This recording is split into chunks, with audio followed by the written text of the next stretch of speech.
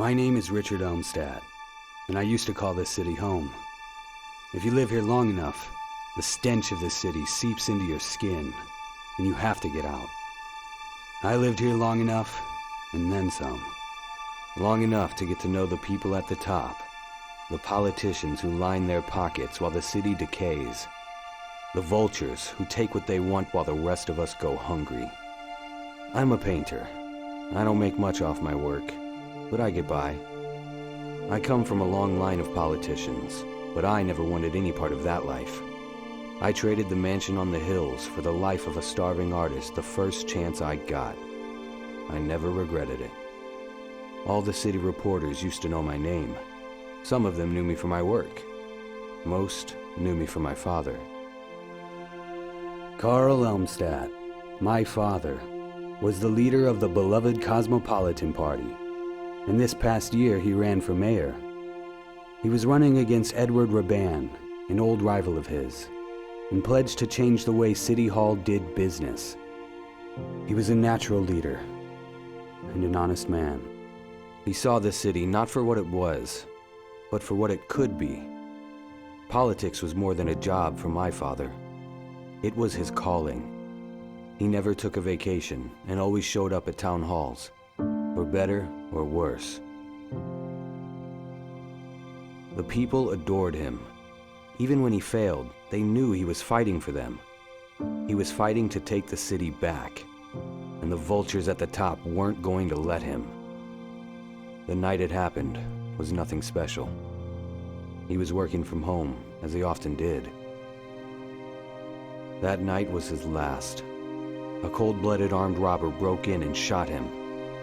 The killer stole everything he could and left my father bleeding on the floor. My father was a noble man. He deserved better. When I was a kid, my father never had time for me. When I got older, I decided I didn't have time for him. Now I'm burying him, and I wish I could go back. I wish I could talk to him one more time. I'd tell him that I admired his courage, that I loved him, and always did. This was no random crime. It was calculated, planned. I'm sure of it. After the election, my father made enemies, and that night one of them struck back. In my bones, I know that Edward Raban is responsible for this atrocity, but I have to prove it. I don't have many friends in the city, but if there's one person who can help me at a time like this, it's Judy. I only hope she'll take my call.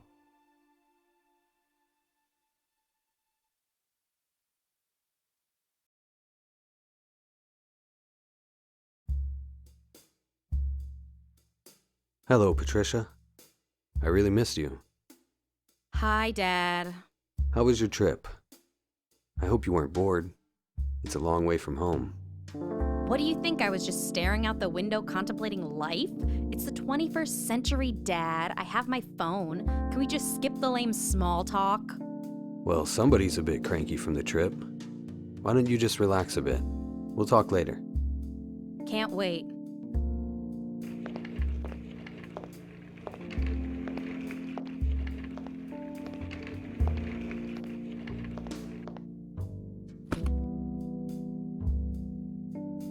I have to find out what happened to my father. I know I haven't spoken to Judy in more than 6 years, but I need her help. I should call her as soon as possible.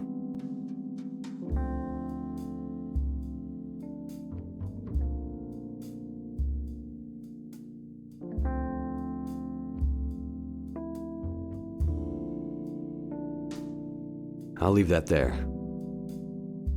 I don't want to change. I don't need to touch.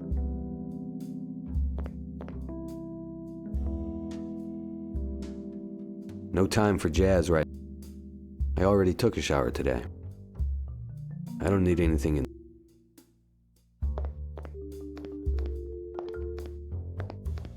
Do you have a moment, sweetheart? What is it? Are you still interested in art? Or are you Totally obsessed with boys now. Are you making fun of me? Trying to make a joke. Of course I'm still interested in art, Dad. What are you working on? Still painting? Sculpting? What? I'm not in the mood for this right now. Come on. We used to always talk about art. It was fun, wasn't it?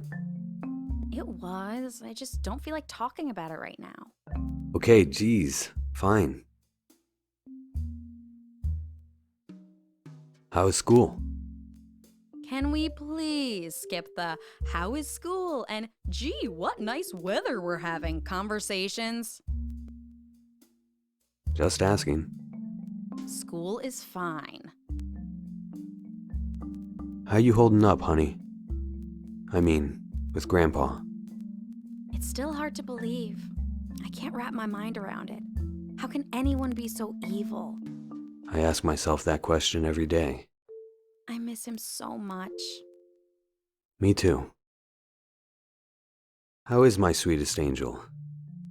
How should I know? Ask one of your girlfriends. Come on, Patty. Really? What do you want me to say? We haven't seen each other in months. I really missed you. Oh boy, here we go again. Yes, Dad, I love you too. Do we have to do this every 5 minutes? When did you become so sarcastic? I don't know, this morning? Never mind. How is your mother? Oh, now you care? After 10 years? Patty, stop. I just want to know how she is. She's fine. She's got a new boyfriend. He's okay, but he's bald. So? Why would anyone date a bald guy when they can date a guy with hair? Don't be so shallow. Just being realistic, Dad. You should try it. I am. I just don't judge people based on their looks. Maybe one day you'll go bald. Then what would you say? Yeah, right. That's it for now. Okay. I don't need anything in there. I'm not hungry. I'll leave that there.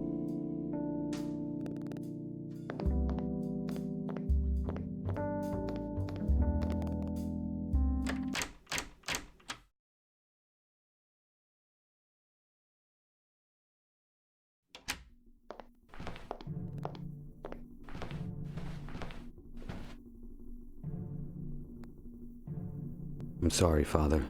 I wish I'd been a better son to you when you were alive. I promise. I will find out who did this to you.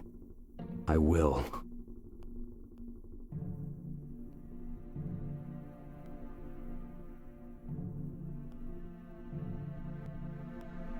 Why would I do such a thing? I don't want to throw this out the window.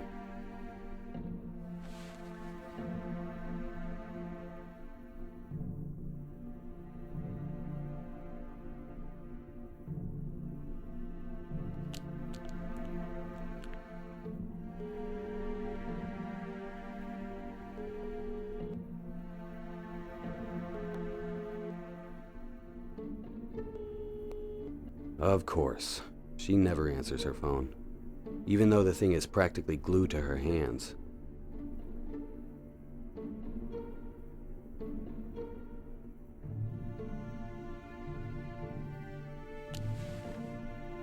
The police already went through his documents and computer data as part of their investigation. I won't find anything useful in there.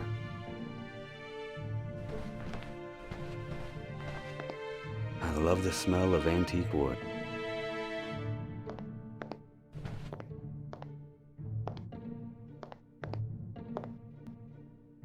An old phone book.